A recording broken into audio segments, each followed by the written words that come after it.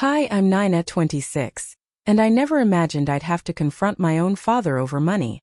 When I saw $25,000 missing from my credit card, spent on home renovations he never asked me about, I felt my world collapse. That note he left, mocking me, cut deeper than the money itself. Have you ever been betrayed by someone you trusted most? Drop where you're watching from in the comments, and don't forget to subscribe for more stories on family drama and emotional courage. I remember that morning like it happened yesterday. The sunlight spilled lazily through the blinds, casting faint stripes across my cluttered kitchen counter. I had just poured myself a cup of coffee, the warm aroma curling up like a comforting hug, when I decided to check my credit card statement before the day got busy. My laptop sat open on the table, the screen blinking softly as it loaded. I clicked the familiar icon, expecting the usual charges, groceries, utilities, the small subscriptions I sometimes forgot about, but what I saw instead made my heart stutter. $25,000. In bold black letters. My chest tightened and my mug trembled in my hands. I blinked, thinking it was a glitch. Surely no one could spend that much without asking me. My eyes scanned the statement over and over, disbelief fighting with a rising panic. And then at the bottom of the page, my stomach dropped completely. A note scribbled in my father's familiar handwriting. "You'll make it back," it said, as casually as if he were leaving a post-it about the trash. I dropped the mug. Coffee sloshed onto the counter, and I could hear it sizzling faintly against the warm surface. I wanted to scream, but my voice refused to come out. My hands shook uncontrollably as I picked up the phone to call him. I needed an explanation, some insane, illogical reason why this was happening. Why he felt entitled to my card. Why he thought mocking me while taking thousands was acceptable. "Hey, Dad." My voice was soft at first, almost fragile. I had imagined this call countless times in my head, but now reality made me falter. I just checked my statement and there's a charge here, $25,000. "Oh, that," he said casually, as if I had just asked about the weather. "Don't worry about it. Just some renovations around the house. You'll make it back, Nina." The words hit me like a punch. My own father, someone I had trusted my whole life, saying this with a smirk in his tone, brushing off the theft like it was a minor inconvenience. I wanted to hang up, slam something, anything, but I couldn't. My throat burned, and my mind raced with questions I didn't know how to answer. I hung up and sat back down, my fingers gripping the edge of the table. I couldn't breathe properly. My mind replayed our last few family interactions. Lately, he had been so insistent about fixing things around the house, asking subtle questions about my finances, but I had ignored them, thinking it was just fatherly curiosity. I hadn't noticed the way he always lingered near my desk, or how he casually asked about my card balances. My trust had blinded me. Minutes passed, though it felt like hours.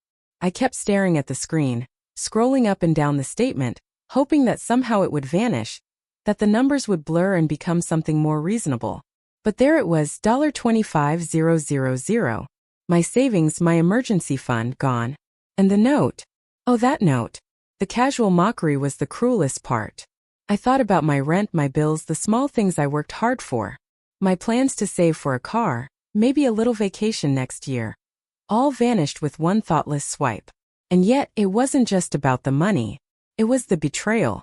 I had always believed family was sacred, that my father would never take advantage of me. That belief shattered in an instant. I decided to go to the house. Maybe if I confronted him in person, I could make sense of this. I grabbed my keys, my bag, and left my apartment, the early morning air doing nothing to cool the storm raging inside me. Every step felt heavy, like walking through mud. I rehearsed what I would say, but each version sounded hollow, inadequate. No words seemed enough. When I arrived, the house was quiet. Too quiet. My father was in the living room, sitting in his favorite armchair, newspaper open but barely reading. His smirk grew as he looked up, as if he knew the tempest he had unleashed. "Morning, Nina. Coffee?" he asked lightly, as if nothing had happened. I froze for a second, then spoke, my voice trembling yet pointed. "Dad, we need to talk about my credit card. The $25,000 charge. What were you thinking?" He leaned back, arms crossed, shrugging. "Thinking? I was thinking about improving the house. You'll make it back, like I said." The sheer casualness of it made me see red. I felt my hands clench into fists. You spent my money? My money, Dad. Without asking me. He waved his hand dismissively, like it was a minor inconvenience. It's just money, Nina. You work, you'll earn it back. I felt tears sting my eyes, not because of the money itself, but because of the betrayal, the lack of respect, the disregard for my autonomy. The man who had raised me, who had told me stories about integrity and responsibility, was standing right in front of me, acting as if nothing mattered. I paced the room trying to calm myself. Every piece of furniture he had renovated flashed through my mind. The new cabinets, the expensive countertops, the pristine paint. Each item was a reminder of his entitlement, of the casual theft he thought was acceptable. I tried to think logically, to plan my next move, but the emotional weight kept crashing over me. I remembered the nights I had stayed up late, budgeting carefully, making sure every dollar went exactly where it needed to. All that effort, all that discipline, and now it was being mocked. The house looked nicer, yes, but it felt like a cage built with my own money. A gilded cage where I was being humiliated and controlled. In that moment I realized something fundamental. This wasn't just about money. It was about respect, boundaries, and being seen as an equal adult. He had never asked. He had never considered my opinion. The note, the mockery, made it clear. He saw me as a resource, not a person. I sat down on the couch, my mind racing. Should I call the bank? Should I involve other family members? Or should I confront him further, demand he understand the gravity of what he'd done? Each option carried consequences I hadn't prepared for. And yet, doing nothing was impossible. As I sat there, I felt a shift inside me. The shock was giving way to something sharper, determination. If he thought this was just a small issue, he was wrong. I would reclaim what was mine, not just financially but emotionally. He had underestimated me, and now I understood how serious I needed to be. I took a deep breath, trying to steady my emotions. My eyes fell on the newly renovated kitchen. The countertops gleamed under the morning sun, the cabinets smooth and polished. But instead of admiration, I felt a sting of betrayal. Each improvement was a reminder of the trust he had broken, of the assumption that I would simply make it back without question. I grabbed my phone again, scrolling through old messages, searching for any hint, any clue that he had planned this.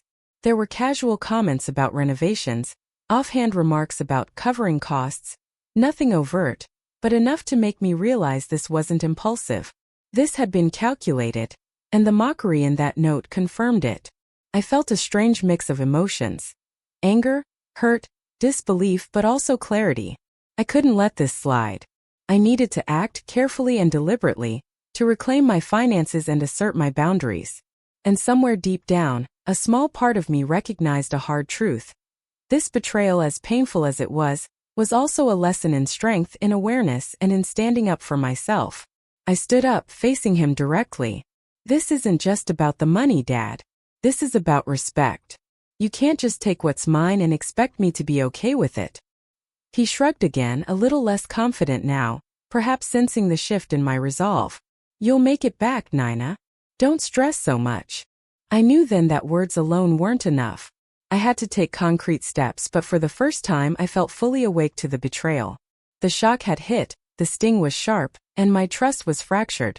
But my sense of agency, my clarity, and my determination were stronger than ever. Hours later, I sat back at my kitchen table, coffee long gone cold. I stared at my statement one last time, letting the reality sink in fully. The number was massive, but the betrayal, the mockery, and the violation of trust weighed even heavier. And yet, beneath all the pain, a new resolve was forming. I would not be a passive victim. I would reclaim what was mine, carefully, deliberately, and with purpose. The day had started with a simple glance at my statement, and had turned into a confrontation I never expected. I was shocked, betrayed, and angry, but I was also awake. And that, I realized, was the first step toward reclaiming not just my money, but my life, my boundaries, and my voice. The minutes after leaving the kitchen table felt unreal, as though I had stepped into a slow-motion version of my own life. I wandered aimlessly through the living room, my hands gripping the arms of the couch as if the furniture could somehow anchor me to reality. My mind was a storm, whipping between disbelief, anger, and a gnawing sadness I didn't know I had the energy to feel. I sank into the couch, staring at the floorboards beneath my feet. Each groove seemed sharper, each knot in the wood reminding me of the countless small betrayals I had ignored over the years. I thought about my father's casual shrug, his tone so light it was almost cruel, and I felt a flicker of resentment rise. It wasn't just the money, it was the way he treated me, as if my independence and effort were irrelevant, as if I existed only to fund his whims. I tried to shake the thoughts, pacing the small space of the living room. Every glance at the newly painted walls made my chest tighten. I realized that every renovation detail, every newly polished cabinet, every upgraded faucet, was a constant reminder of the violation of trust. Even the scent of fresh paint, something that should have signaled a home made cozy and warm, now felt acrid, cloying like a mask over the betrayal I was struggling to process. I picked up my phone again, fingers hovering over the screen as though it could give me an answer that didn't exist. Part of me wanted to call my mother, my friends, anyone who might validate that my anger and hurt were reasonable. But another part of me felt trapped. I had always been the one to keep the peace, the one to smooth over family friction, to be patient when tempers flared. That voice of reason, which I had worn like a shield for years, now felt useless against the raw, personal nature of this betrayal. I sank onto the couch again, burying my face in my hands. The weight of it all was suffocating. I remembered the late nights I had spent budgeting every penny, the countless hours I had saved for emergencies, the tiny sacrifices I had made without complaint. And now, in a single moment, that careful planning had been disregarded. I felt powerless in a way I hadn't felt since I was a teenager, unsure of how to reclaim what was mine, or even how to articulate the hurt in words he might understand. The minutes after leaving the kitchen table felt unreal, as though I had stepped into a slow-motion version of my own life. I wandered aimlessly through the living room, my hands gripping the arms of the couch as if the furniture could somehow anchor me to reality. My mind was a storm whipping between disbelief, anger, and a gnawing sadness I didn't know I had the energy to feel. I sank into the couch, staring at the floorboards beneath my feet. Each groove seemed sharper, each knot in the wood reminding me of the countless small betrayals I had ignored over the years. I thought about my father's casual shrug, his tone so light it was almost cruel, and I felt a flicker of resentment rise. It wasn't just the money, it was the way he treated me, as if my independence and effort were irrelevant, as if I existed only to fund his whims. I tried to shake the thoughts, pacing the small space of the living room. Every glance at the newly painted walls made my chest tighten. I realized that every renovation detail, every newly polished cabinet, every upgraded faucet, was a constant reminder of the violation of trust. Even the scent of fresh paint, something that should have signaled a home made cozy and warm, now felt acrid, cloying like a mask over the betrayal I was struggling to process. I picked up my phone again, fingers hovering over the screen as though it could give me an answer that didn't exist. Part of me wanted to call my mother, my friends, anyone who might validate that my anger and hurt were reasonable. But another part of me felt trapped. I had always been the one to keep the peace, the one to smooth over family friction, to be patient when tempers flared. That voice of reason, which I had worn like a shield for years, now felt useless against the raw, personal nature of this betrayal. I sank onto the couch again, burying my face in my hands. The weight of it all was suffocating. I remembered the late nights I had spent budgeting every penny, the countless hours I had saved for emergencies, the tiny sacrifices I had made without complaint. And now, in a single moment, that careful planning had been disregarded. I felt powerless in a way I hadn't felt since I was a teenager, unsure of how to reclaim what was mine, or even how to articulate the hurt in words he might understand. I moved closer to the center of the room, pacing slightly as I collected my thoughts. "Do you even understand what this feels like?" I asked quietly, letting the words hang in the air. "All my careful planning, all my sacrifices gone. And you think this is acceptable behavior?" He looked up at me now, a little more defensive, arms crossing over his chest. "Nina, I was just trying to improve the house. You think I didn't consider that? You'll make it back like I said." I shook my head, frustration bubbling into anger. "This isn't about improving the house. It's about boundaries. It's about trust. You took what wasn't yours and then mocked me with that note. That's not okay." The room fell silent again, but this time the silence felt different. Tense, heavy, charged with emotion. I could feel the anger and hurt inside me pushing against the confines of my chest, ready to spill over, but I forced myself to breathe to maintain control. I needed to confront him without losing myself in a scream or a shouting match. I looked around the room, taking in the evidence of the renovations, the cabinets, the countertops, the paint. Each detail, which should have symbolized care and effort, now screamed entitlement and disregard. I ran a hand along the smooth surface of the countertop, imagining the hours of work I had put into saving for this money, and felt a hot sting of betrayal.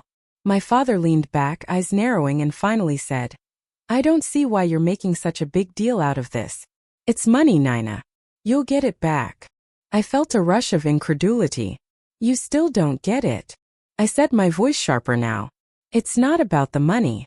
It's about the fact that you think it's okay to take what isn't yours. You think it's okay to treat me like I'm just a source of funds, a bank you can draw from whenever you want. That's not okay, Dad. Not ever."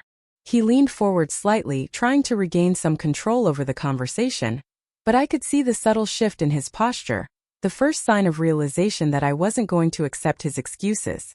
I took a deep breath, steadying myself, and continued. "I worked hard for that money. I planned for emergencies. I trusted you, and you broke that trust. That's the part you don't seem to understand." The room fell silent once more, but now it was different, charged, alive, the air thick with tension and the unspoken acknowledgement of wrongdoing. I could feel the storm inside me beginning to settle, replaced by a strange clarity. I realized that this confrontation, as painful as it was necessary. It was the first step in reclaiming my boundaries, my sense of self, and my control over my life. I noticed the subtle way he shifted in his chair, the smallest flicker of unease crossing his face. It wasn't an apology, not yet, but it was acknowledgement. And that acknowledgement, small as it was, gave me the courage to keep speaking, to continue asserting myself despite the fear and hurt. I took another deep breath, my voice softer now but no less firm. "I'm not asking you to make me whole with words, Dad. I'm asking you to understand why this is serious. To understand that trust isn't something you can take lightly. To understand that I am not just a wallet, that I am a person who deserves respect." He looked at me, really looked at me for the first time that morning. The casual smirk had faded, replaced by a tentative unease. He didn't respond immediately, and in that pause I felt a quiet sense of victory. Not over him, but over my own fear. I was standing up for myself, confronting someone I had always revered, and refusing to be dismissed. I sank back into the couch, still tense, still hurt, but with a sense of purpose now guiding my emotions. The storm of betrayal had not passed, but I felt ready to navigate it, to plan my next steps, to ensure that my trust and boundaries would not be violated again. This confrontation, raw and painful, had awakened a clarity I hadn't known I possessed. Hours passed as we sat in relative silence, the tension lingering but stabilizing. I replayed our conversation in my mind, analyzing every word, every gesture.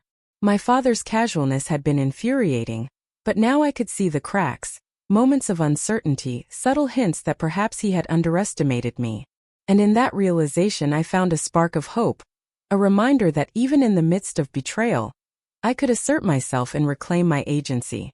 By the time evening arrived, the light in the room had softened, the harsh glare of morning replaced by a warm golden glow. I could feel my heartbeat slowing, the emotional intensity beginning to ebb. I had confronted him, expressed my anger and hurt, and refused to be ignored. It was not a resolution, not yet, but it was the first step toward reclaiming control, toward ensuring that my voice was heard and respected. I realized then that confrontation, while terrifying, had a power all its own. It forced acknowledgement, demanded attention, and created space for boundaries to be set. And though the path ahead was uncertain, I felt stronger, more capable of navigating the emotional and practical challenges that lay ahead. The confrontation with my father left a strange residue in the house, a tension so thick it seemed to press down on every object, every corner. I walked through the living room, tracing my fingers along the edges of the cabinets he had paid for with my money, feeling a quiet mixture of anger, disbelief, and vulnerability. It wasn't just the money anymore. It was the way this incident had begun to change everything, the way it had started to infect the spaces I thought were safe. Even small, everyday routines suddenly felt heavy, When I poured my morning coffee, I found myself hesitating, thinking about the coffee filters I had bought with my own money, the milk I had set aside in the fridge for my breakfast. It was ridiculous, I knew. But I couldn't shake the awareness that the familiar comfort of my home had been altered by a betrayal I hadn't fully processed. Each small action now carried a subtle weight of caution, a quiet reminder of the trust that had been broken. When I stepped out to the mailbox that afternoon, the ripple effects became even more obvious. I hadn't realized how visible the renovations had become to the neighborhood. My neighbor, Mrs. Callahan, waved at me with a cheerful smile. "Nina, darling, the kitchen looks amazing. Did your dad do all that?" Her excitement, though well-meaning, hit me strangely. I forced a smile, nodding politely, but inside, I felt a twinge of resentment. They had no idea my money had paid for all of this. What they saw as improvement felt to me like a constant, glaring reminder of humiliation. Even my coworkers noticed a shift in my demeanor over the next few days. At the coffee machine in the office, one of them asked, "You okay, Nina? You seem distracted." I laughed nervously, hiding the storm inside. I couldn't explain to anyone without inviting pity or judgment, and yet every interaction became tinged with the awareness that my personal life had been invaded, that my father had violated a boundary I hadn't known he could cross. I found myself replaying the confrontation in my head constantly. Every phrase, every tone, every gesture of his smug dismissal haunted me. The more I thought about it, the more I noticed subtle patterns I had ignored over the years. Offhand comments he had made about covering costs or handling money for the family now seemed less casual and more like tests of control. I felt a flicker of anger sharpen into clarity. This wasn't impulsive, it was deliberate. At home, I started noticing tiny details I had previously overlooked. The way he would leave his tools on my counter, the way he sometimes lingered near my personal items under the guise of curiosity.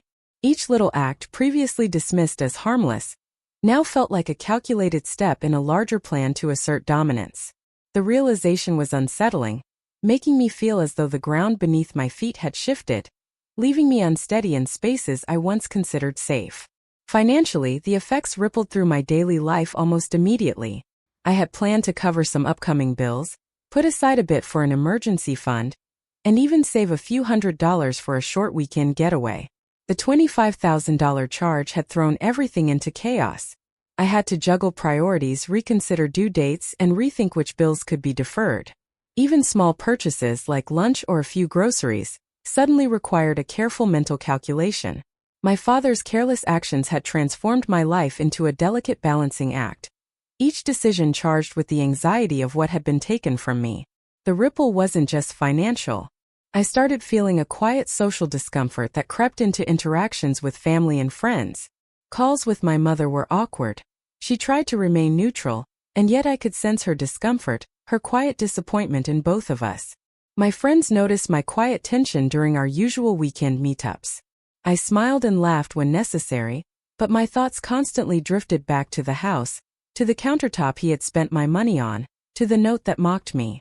It was exhausting, feeling simultaneously isolated and exposed, like no one could fully understand the depth of the betrayal. Even routine errands felt different. At the grocery store, I caught myself calculating every expense, thinking about how a $50 purchase might feel heavier now that I had lost so much. The ordinary act of shopping for fresh produce or a carton of milk became a silent reminder of the upheaval in my life. I found myself hesitating in the checkout line, questioning whether I could afford even small indulgences, and resenting my father for placing me in this position. I also noticed a subtle change in my relationship with my own sense of safety at home. For the first time, I was hyper-aware of who was around me, and what was happening in spaces I had previously taken for granted. The creak of a floorboard, the hum of an appliance, even the gentle buzz of the refrigerator, all became background notes in a symphony of mistrust. I realized that the sense of security I had built for myself, in my own home and in my finances, had been fractured by someone I had always trusted implicitly. The psychological effects extended further than I expected. Nights became restless. I would lie awake staring at the ceiling, my mind tracing every possible consequence, every potential misstep. Anxiety gnawed at the edges of my thoughts, reminding me that the repercussions of his actions were ongoing. It wasn't just a one-time theft. It was a breach that lingered in every decision, every interaction, every plan I tried to make. Sleep felt elusive, dreams occasionally filled with symbolic flashes of cabinets, countertops, and credit card numbers, my subconscious replaying the invasion of trust over and over. Even small conversations with my father became charged with tension. Any casual remark about fixing the house or handling money for the family now made my blood boil. I found myself tensing whenever he approached, bracing for dismissive comments or subtle jabs. It was exhausting, constantly calculating reactions, keeping my emotions in check while trying to assert boundaries. The ripple effects had infiltrated my daily life in ways I hadn't anticipated. Yet, amid the turmoil, I began to notice my own resilience. I became more deliberate with my decisions, more vigilant with my finances, and more reflective about relationships. Every ripple, every inconvenience, every moment of discomfort became a subtle lesson in awareness and self-preservation. I began to understand that while the betrayal had destabilized my life, it also offered me a chance to fortify my independence. I also noticed that my father's attitude toward me subtly shifted, though not in ways he would acknowledge openly. He seemed slightly more cautious around me, a faint wariness creeping into his casual demeanor. It was a small victory, almost imperceptible, but enough to remind me that asserting boundaries had consequences, that my presence and assertiveness could no longer be dismissed casually. Socially, the ripple extended to family gatherings. Conversations that were once lighthearted now carried undercurrents of tension. I found myself excusing myself early from dinner or avoiding certain topics, navigating a minefield of emotions with the delicacy of someone learning to walk across a thin, trembling bridge. My family, unaware of the full depth of my feelings, continued their routines, leaving me to manage the internal storm alone. Interestingly, even friends began to notice changes in me. One of my closest friends, Jenna, mentioned over coffee one afternoon, "You've been different lately. Not unhappy but tense. Like you're carrying something heavy." I laughed it off, but inside I appreciated her observation. Sharing my feelings in small, cautious doses helped me process the ripple effects, even if I couldn't fully articulate the betrayal in its entirety. At work, the ripple effects became a subtle but noticeable presence. Tasks I had once completed effortlessly now required extra focus, as the mental load of navigating the betrayal weighed on me. My coworkers noticed moments of distraction, the occasional sharpness in my tone, and subtle hesitations in decision-making. I found myself apologizing quietly for lapses in attention, all while internally managing the waves of anger, hurt, and vigilance that had become part of my daily life. Even my hobbies, the small activities that had once been my escape, were affected. Cooking, which had been a source of comfort, now reminded me of the renovations that had been purchased at my expense. Writing, my usual outlet for reflection, took on a sharper, more deliberate tone, as if every word had to account for the breach of trust one had endured. Even mundane tasks like folding laundry or organizing my workspace were tinged with a quiet, persistent frustration. Financially, I had to make immediate adjustments. I canceled subscriptions I hadn't touched in months, paused non-essential purchases, and reallocated funds from my savings to cover upcoming bills. Every choice reminded me of the immediate, tangible consequences of my father's actions. The ripple effects were no longer abstract, they were real, pressing, and unavoidable, shaping every decision I made, no matter how small. Amid these challenges, I began to document everything: transactions, conversations, notes, and observations.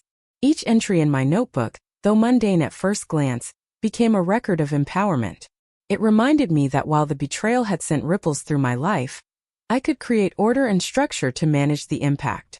I started to see patterns in my father's behavior, small signs of entitlement and dismissiveness that had been invisible before.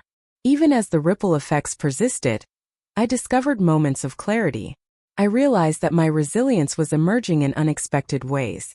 I was learning to assert boundaries, to prioritize my emotional well-being alongside my financial security, and to recognize the long-term implications of someone else's disregard for trust. The ripple effects, though disruptive and painful, were shaping a stronger, more self-aware version of myself. By the time the day drew to a close, I found a quiet moment to sit on the porch, watching the sun dip below the horizon. The golden light reflected off the windows of the house, both beautiful and bittersweet. I could feel the ripple effects in every corner of my life. The emotional strain, the financial recalibration, the social tension. But I also felt a newfound awareness. I understood that this betrayal, as painful as it was, had forced me to confront realities I had previously ignored. I closed my eyes, taking a deep breath. The ripple effects were real, persistent, and sometimes exhausting, but they were also a catalyst for change. I could feel the edges of fear and uncertainty softening, replaced by determination and vigilance. The betrayal had altered the course of my days, but it had not destroyed me. In fact, it had made me more mindful, more deliberate, and more attuned to the nuances of trust, respect, and personal agency. The ripple effects of my father's actions lingered in every corner of my life, and by the following morning, a different kind of energy had begun to replace the initial anger and hurt. It wasn't calm, it wasn't forgiveness, but it was deliberate. I realized that if I wanted to reclaim control, I needed a plan, a strategic approach to ensure I wouldn't be blindsided again. The first step was to gather evidence. I pulled out my laptop, opening multiple tabs, my credit card account, emails, and past text conversations. Each line of communication was scrutinized for patterns, inconsistencies, anything that could support me in asserting control. I started creating a digital folder, labeling it carefully: dates, amounts, interactions, notes. Even small remarks my father had made over the years, offhand comments that I had dismissed, now seemed significant. They formed a narrative of entitlement I could document. As I worked, I felt a strange sense of empowerment. Each entry, each screenshot, each highlighted note was a piece of armor against the violation I had endured. I realized that strategic retaliation wasn't about revenge. It wasn't about getting back at him in the traditional sense. It was about reclaiming agency, ensuring that my boundaries were respected, and establishing control over what was mine. The first practical step was financial security. I called my bank, requesting temporary freezes on my accounts and additional alerts for transactions. The customer service representative asked a few clarifying questions, and I explained in measured tones that I suspected unauthorized use of my account by a close relative. My heart raced as I did this, nervous about the implications but determined. The representative assured me the issue could be monitored and flagged immediately, and for the first time in days, I felt a measure of relief. Next, I turned my attention to legal preparedness. I wasn't planning to file charges or escalate unnecessarily, but I wanted to be informed. I spent the afternoon researching local consumer protection laws, understanding credit card liability, and exploring the options available for disputes. I bookmarked relevant resources, noting key points about documentation and evidence. Each discovery reinforced my resolve. I wasn't helpless. I had the tools and knowledge to protect myself. As I compiled my strategy, I began subtly adjusting my interactions with my father. I stopped responding immediately to his casual remarks about renovations or finances. I listened more carefully to his tone, observing his body language, and noting any attempts to minimize or dismiss the impact of his actions. It was a psychological game, one I hadn't anticipated needing to play with a parent, but I realized that vigilance was essential. My composure was a signal. I would no longer be a passive participant in his unilateral decisions. At the same time, I enlisted quiet support from friends I trusted. Over text messages and discreet phone calls, I explained the situation without revealing every detail, seeking guidance on navigating both emotional and practical aspects. Their perspectives were grounding. They reminded me of my rights, my agency, and the importance of keeping a clear head. I realized that strategic retaliation was not solitary. It required a careful balance of independence and selective trust. One morning, I noticed a subtle shift in my father's behavior. He began leaving the house earlier, claiming errands or minor appointments, and I suspected he was testing whether I had taken any immediate action. I didn't rise to the bait. Instead, I maintained my usual routine, observing silently. Each small maneuver, each subtle test, became an opportunity to sharpen my awareness, to refine my approach. I also began keeping a physical notebook in addition to the digital records. In it, I jotted observations about patterns, conversations, and even small incidents that seemed innocuous at first. For example, when he moved a set of tools into my personal workspace under the guise of organizing, I recorded the date, the items involved, and my reaction. At first, it felt obsessive, but over time, I realized these small details formed a complete picture of his disregard for boundaries. The psychological aspect of strategic retaliation became as important as the financial or legal preparations. I began setting small daily routines that reminded me of my independence. Handling my own bills, reviewing accounts first thing in the morning, and even small gestures like choosing what to cook or how to decorate my personal space without consultation. These acts, though minor, were symbolic reclaimings of control, affirming that I was no longer a passive participant in a life shaped by his unilateral decisions. One afternoon, I discovered an unexpected opportunity for leverage. While reviewing old home improvement receipts, I noticed discrepancies between the costs he had claimed and the amounts charged to my card. Minor overcharges, items I didn't recognize, and services I had never approved. It was subtle, but it confirmed that the spending had not only been unauthorized but careless and sloppy. I documented each one meticulously, highlighting the pattern of entitlement and neglect. I began planning subtle confrontations, not to escalate into arguments, but to assert boundaries with precision. When he approached me with casual remarks about future renovations or handling the house finances, I responded with calm, measured questions. Have you considered whether that is within my budget? Or did we discuss how this aligns with my accounts? At first, he seemed irritated, but I could see his hesitation growing. My composure was disarming him, forcing him to acknowledge that I was no longer a passive observer. Even daily errands became strategic exercises.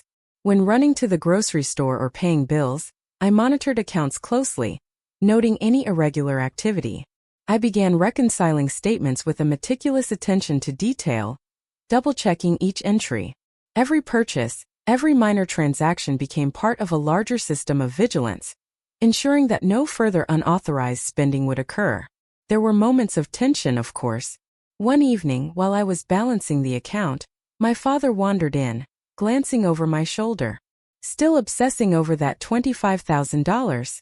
He asked, attempting casual dismissal. I looked up calmly, holding his gaze. "No, Dad. I'm just making sure that my finances reflect reality. That's all." The subtle firmness in my voice communicated my shift in power. I was no longer passive. I had set a boundary that he could neither ignore nor dismiss casually. Another subtle angle of strategic retaliation involved my mental and emotional preparation. I began practicing mindfulness exercises to manage stress, journaling to process feelings of anger and betrayal, and even exercising to channel energy productively. Each action reinforced my resilience, ensuring that retaliation would be calculated and purposeful, rather than impulsive and destructive. I also began researching practical steps for preventing further incidents, such as updating passwords, enabling two-factor authentication, and ensuring that my financial accounts required multiple forms of verification. These measures, though technical, gave me a tangible sense of security.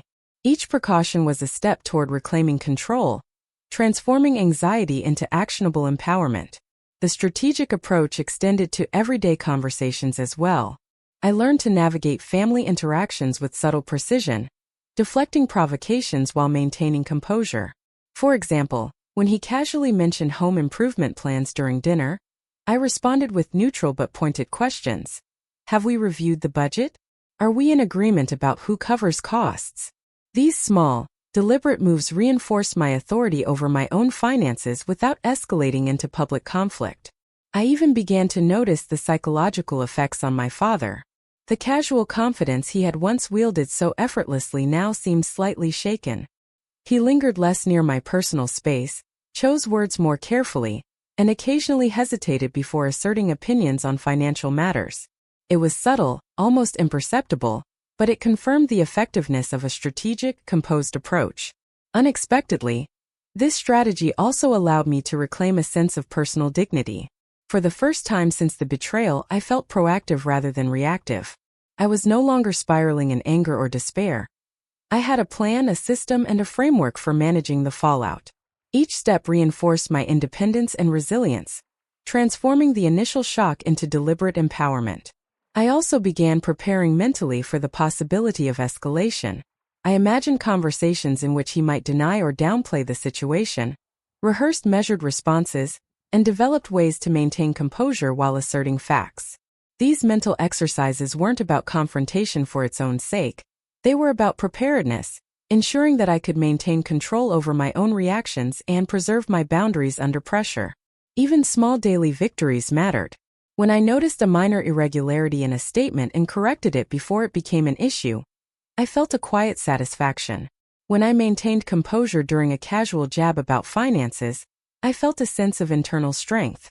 Each small success reinforced the idea that strategic retaliation wasn't about drama or vengeance. It was about reclaiming agency and reinforcing boundaries in practical, sustainable ways. I began documenting my daily steps, both as a record of my strategy and as a reflection of my own growth. The notebook, once a simple repository of transactions, became a chronicle of resilience. Each entry, each note, each observation was evidence that I could respond to betrayal thoughtfully, deliberately, and effectively. By the end of the week, the house felt different. Not in the physical sense.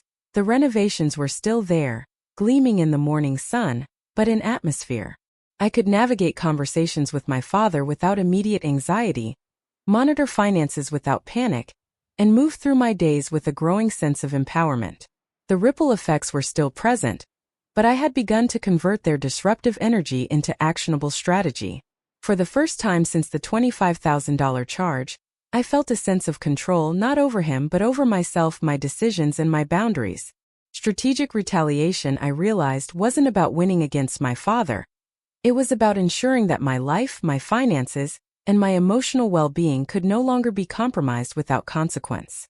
I finally sat down with my notebook and reviewed the week's entries. Each observation, each carefully documented step, reinforced a quiet truth. Empowerment came not from anger or impulsive reactions, but from deliberate action, vigilance, and careful planning.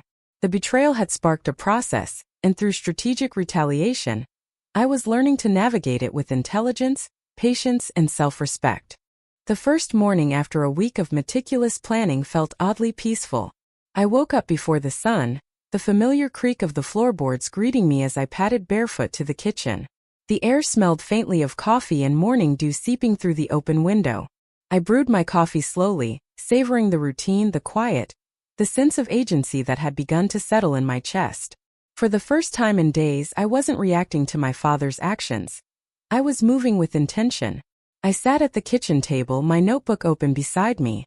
It was filled with strategies, observations, and small victories. I traced my finger along the margin notes, each one a reminder of the progress I had made. This wasn't just about finances anymore. It was about reclaiming my life, my voice, my sense of self, and most importantly, my boundaries. The house, once a symbol of betrayal, now felt like a canvas, a space I could reclaim and define on my own terms. I took a moment to breathe, listening to the subtle sounds of the house waking up. The hum of the refrigerator, the distant chirping of birds, the soft shuffle of my father moving around upstairs. They all felt like cues in a symphony I was finally learning to conduct. I realized that control wasn't about domination. It was about awareness, deliberate choices, and the courage to act in alignment with my own values. That morning, I decided to make a small but symbolic adjustment. I rearranged the living room furniture, shifting the couch slightly, moving my favorite chair closer to the window. These small changes were more than cosmetic. They were statements of autonomy. Every object, every arrangement now reflected decisions I had made consciously, free from anyone else's influence. The act was oddly empowering, as if by controlling this small environment, I could assert control over the larger chaos in my life. Later that day, I received a call from the bank, confirming that all recent unauthorized transactions had been flagged and would be reversed where possible. Relief washed over me, but it was tempered with a newfound understanding. This was only one piece of reclaiming control. Financial restitution alone could not restore the emotional ground lost to betrayal. I needed to solidify boundaries, reinforce my personal agency, and rebuild trust in myself, trust that had been shaken but not broken. I called my best friend Jenna to share the news. "They're reversing some of it," I said, my voice steady yet tinged with emotion. "It feels like a start." "You've been so strong through all this," she said softly. "I'm proud of how you've handled it." Her words brought a quiet warmth to my chest. Strength, I realized, wasn't about confrontation or retaliation alone. It was about consistency, patience, and self-respect. It was about taking deliberate steps every day, no matter how small, to reclaim what had been violated. That afternoon, I confronted a new challenge: rebuilding the emotional dynamics with my father without letting resentment dominate every interaction. Our conversations had become cautious, measured, almost like navigating a tightrope. I decided to take the first step toward defining boundaries openly. "Dad," I said over dinner, my tone calm but firm, "we need to agree on how we handle finances in this house. My money is my responsibility, and I need to be consulted before any spending that involves my accounts." He glanced up, a flicker of defensiveness in his eyes. "Nina, it's just money. I wasn't trying to hurt you." I shook my head gently, maintaining eye contact. "It's not just about the money. It's about respect, trust, and clear boundaries. I need to know that my decisions are honored." The conversation was tense but necessary. I realized that reclaiming control wasn't about erasing anger. It was about ensuring that future interactions respected the integrity I had fought to regain. By asserting my stance calmly, I was reclaiming authority over my own life, and in small ways reshaping the dynamics that had once made me feel powerless. The following week, I began implementing additional practical measures to ensure continued control. I updated passwords, enabled multi-factor authentication on all accounts, and created an emergency financial plan. Each step was a concrete action, a tangible reminder that I was no longer vulnerable to unilateral decisions by anyone, even someone I loved. At the same time, I worked on personal growth. I started journaling more consistently, not only recording financial and strategic steps, but reflecting on emotional milestones as well. I wrote about the fear, anger, and sadness I had felt, but also about the courage, patience, and deliberate action I had exercised. Writing became a tool for clarity and empowerment, a way to integrate lessons learned and solidify my sense of control. Unexpectedly, I noticed subtle shifts in the household dynamics. My father, once casual and dismissive, now approached conversations with a measure of caution. He asked fewer presumptuous questions and seemed to measure his words more carefully. It wasn't an apology and it wasn't complete change, but it was acknowledgement. A recognition that my actions had consequences, and that boundaries could no longer be crossed without awareness. I also began to repair my own sense of trust, not just toward my father but toward my own judgment.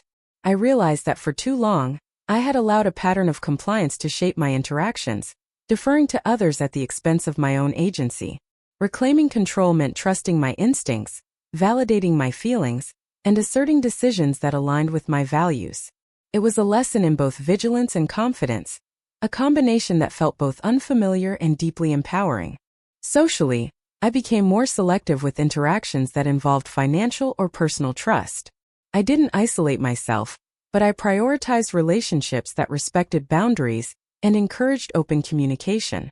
Invitations from friends became opportunities for connection without compromise, and even casual encounters were navigated with a new awareness of my personal limits.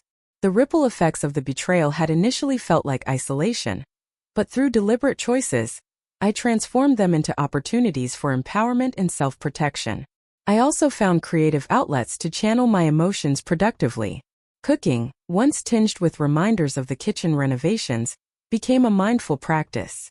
I experimented with new recipes, enjoyed the tactile experience of kneading dough or chopping vegetables, and focused on the sensory details of each task.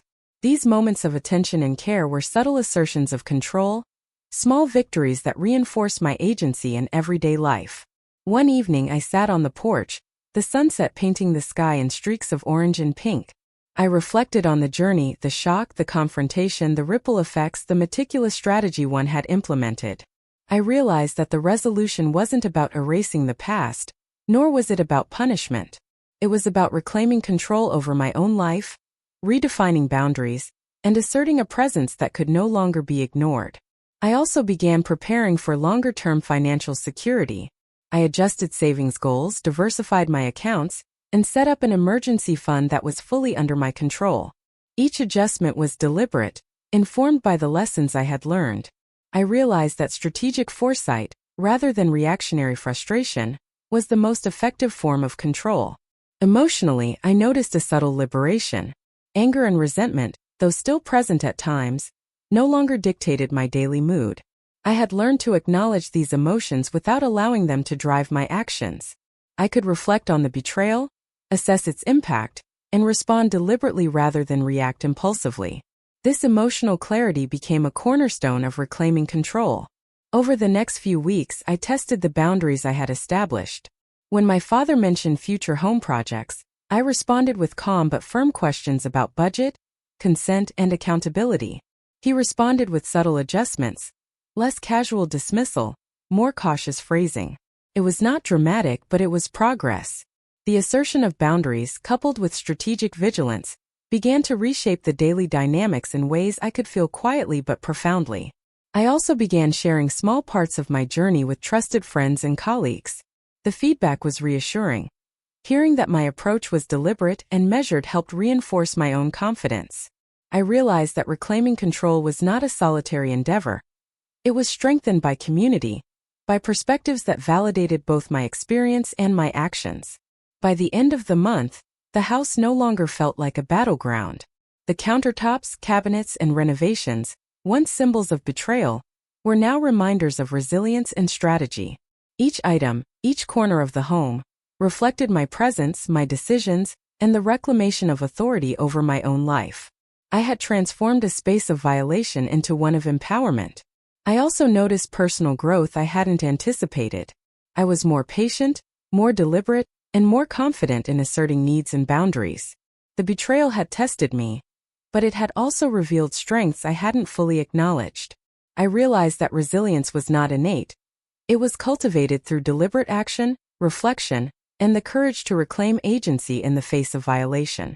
Finally, one quiet evening, I looked at my father and said calmly, "I've documented everything and taken steps to protect myself. I hope in the future, we can respect each other's boundaries." He nodded, a brief, almost imperceptible acknowledgement, and I realized that control wasn't about forcing change. It was about asserting presence, protecting oneself, and shaping interactions with intention. As I poured a cup of tea and watched the sunset through the living room window, I felt a sense of closure I hadn't expected. The shock, the betrayal, and the upheaval had not vanished, but their power over me had diminished. I had reclaimed control, financial, emotional, and personal, and in doing so had forged a sense of self-respect that was both liberating and enduring. I realized with quiet certainty that life could present betrayals, disruptions, and unexpected challenges, but reclaiming control was always possible.